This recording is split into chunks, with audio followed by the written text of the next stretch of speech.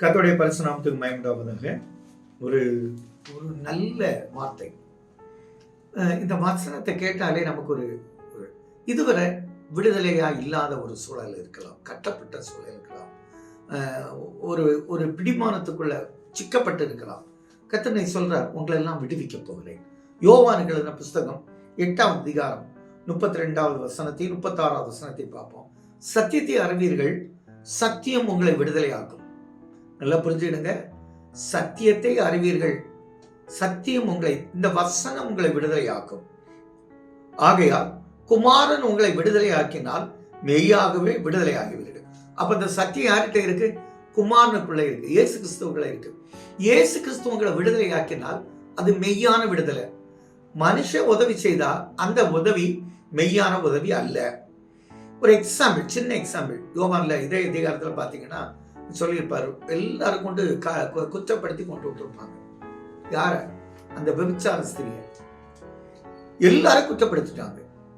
அந்த பெண் அவமானப்பட்டு கூலி போய் நிற்கிறார். இயேசு கிறிஸ்து, ஆண்டவரே, மோசே நியாயப்பிரமாணம் எப்படி சொல்லுது?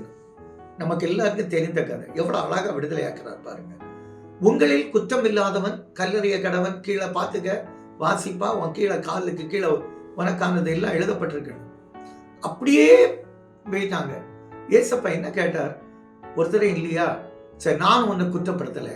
நான் சொல்றேன், அப்படி ஏசப்பா காரணம் இல்லாமல் உங்களை அவமானப்படுத்தி, துன்பப்படுத்தி, வெட்கப்படுத்தி, குற்றப்படுத்தி இருந்தா கர்த்தர் உங்களை விடுதலையாக்குவார்.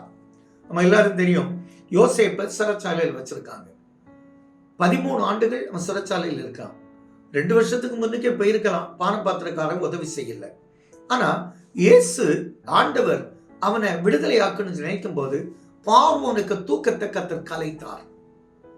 மொர்தெக்காய்க்கு காரியத்திலையும் ஆகாசுவருடைய தூக்கத்தை கர்த்தர் கலைத்தார், தூங்க முடியல. தானியேலுக்கு காரியத்திலையும் தரியுடைய தூக்கத்தை கர்த்தர் கலைத்தார். நான் சொல்றேன், உங்களுக்காக சிலருடைய தூக்கத்தை கர்த்தர் கலைப்பார். அவனை நிம்மதியா தூங்க விட மாட்டார். ஏன்னா உங்க காரியத்தில் விடுதலை பண்ணுவதற்காக. அப்படி இந்த நாள் நல்ல நாள். எல்லா காரியத்திலும் கடலிலிருந்து விடுதலை பெறுவீங்க, சுகவீனத்திலிருந்து விடுதலை பெறுவீங்க, மேரேஜ் தடையிலிருந்து விடுதலை பெறுவீங்க, உங்க ப்ரமோஷன் தடையிலிருந்து விடுதலை பெறுவீங்க. இப்படி பட்டியல் போட்டுட்டே இருக்கலாம்.